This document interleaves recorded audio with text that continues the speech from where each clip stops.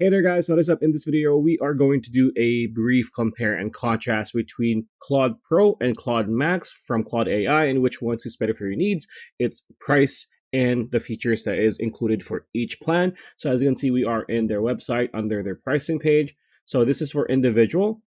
Teams and enterprise options are different, as you can see here, and APIs are also different. So when it comes to Claude Pro, it says here it is for everyday productivity. It is $17 per month with annual subscription discount. So $200 billed upfront, $20 in billed monthly. So you save $3 if you go with the annual plan, which is $200, right? It includes more usage, Claude Code and co-work, access to unlimited projects to organize chats and documents, access to research, ability to use more Claude models and Claude in Excel.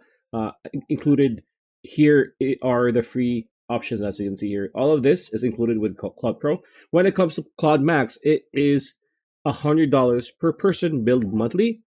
So this is pretty much where you get everything that Claude offers. So everything in free and pro, plus you can choose 5x or 20x more usage than pro, higher output limits for all tasks, early access to advanced Claude features, priority access to high traffic rates, and Claude in PowerPoint, which offers your research previews. So the thing about this is what you get for the most part, right? This is pretty much what they're laid out.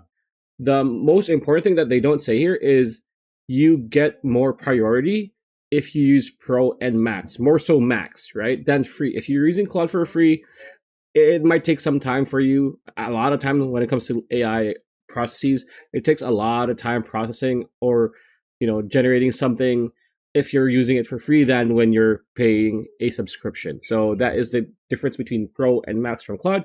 Pretty much it. That's a video. Hope you liked it. Like, comment, share, subscribe, ring that bell icon. We'll see you on the next video.